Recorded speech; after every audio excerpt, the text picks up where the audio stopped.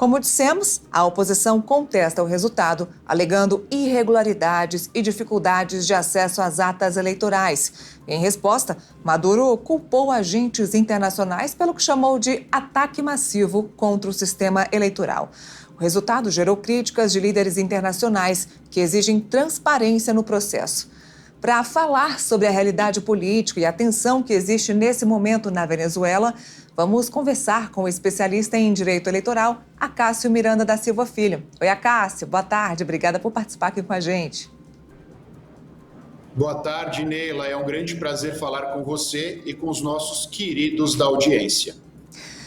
Um prazer é nosso e eu já começo perguntando a você sobre direito eleitoral, diretamente falando sobre isso.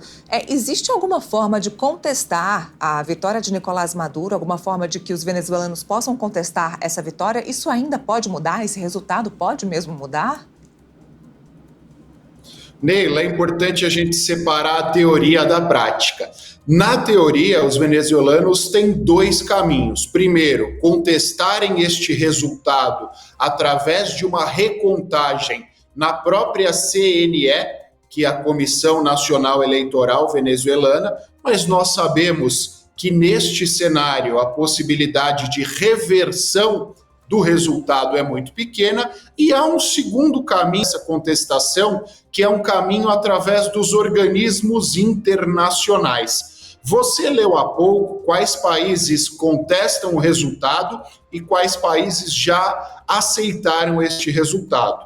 Há uma nítida divisão entre os países ocidentais, aqueles países ligados aos Estados Unidos e à União Europeia, que contestam esse resultado, e aos países orientais, ligados à China e à Rússia, que aceitam este resultado.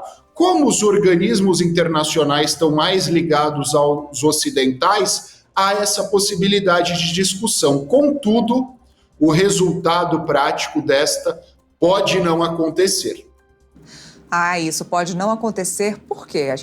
Vale explicar o motivo, porque, como você disse, na teoria é diferente da prática. A gente tem aí praticamente um ditador e a gente pode dizer que, por conta de ser um ditador, é por isso que a gente não vai conseguir, pode ser que não consiga uma mudança nesse pleito eleitoral, nesse resultado? É exatamente isso. Internamente, por ser ele um ditador, e dá para a gente falar que é uma ditadura, uma autocracia, porque todos os elementos jurídicos para isso estão preenchidos. Então, por ser um ditador, ele tem o controle tanto do judiciário como do legislativo e de todas as instituições na Venezuela, inclusive as Forças Armadas. Então, por mais que um resultado negativo seja declarado internamente, o que é muito difícil, não existiriam instrumentos para a execução desta decisão. Externamente também, os organismos internacionais podem declarar que essas eleições são irregulares, que há uma ditadura, mas os Estados Unidos e os países europeus não abririam uma nova frente de batalha neste momento. Principalmente os Estados Unidos, porque quando a gente olha para a posição geográfica da Venezuela, ela está ali no Caribe, quase como um quintal dos Estados Unidos. Então, os Estados Unidos não iam querer uma guerra no seu quintal. E essa guerra fomentaria ainda mais uma divisão que nós temos, repito, entre Estados Unidos e União Europeia contra Rússia e China. Nós já nos deparamos com esse desenho de conflitos entre Israel e Hamas, entre Rússia e Ucrânia. Um terceiro conflito no mundo neste momento, na América do Sul, não seria bom para ninguém. Então, resta neste momento declarar que há uma ditadura, mas sem que existam mecanismos efetivos de interferir nesta ditadura.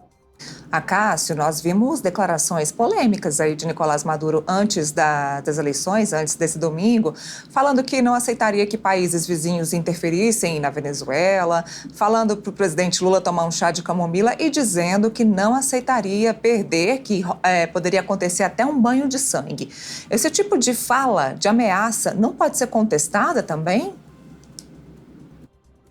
Pode ser contestada e deve ser contestada pelo presidente Lula, mas é importante nós lembrarmos dois fatores. Primeiro, o Brasil, nas suas relações internacionais, preza pela neutralidade. Em segundo lugar, o presidente Lula enfrenta inúmeros problemas internos neste momento. Ele, inclusive, tem a sua liderança contestada no Brasil por conta da polarização e também não tem a mesma força que ele dispunha nos 2 primeiros mandatos. Se nós lembrarmos dos 2 primeiros mandatos do presidente Lula, ele era a autoridade máxima, a liderança máxima na América do Sul. Hoje ele não é visto dessa forma, inclusive pelo fato de polarizar com o Javier Milei. Então, por mais que o presidente Lula tenha ficado incomodado com as afirmações do Nicolás Maduro, e por mais que ele neste momento tenha lavado as mãos em relação ao Nicolás Maduro, eu sou capaz de cravar que nós não teremos mais uma defesa efetiva, uma defesa efusiva do presidente Lula em relação a Nicolás Maduro. Eu digo a você, Neila, que ele vai se manter neutro, ele não fará ataques contundentes nesse momento, mas se ele tiver uma oportunidade, ele atuará para depor ou de alguma forma fragilizar o Nicolás Maduro.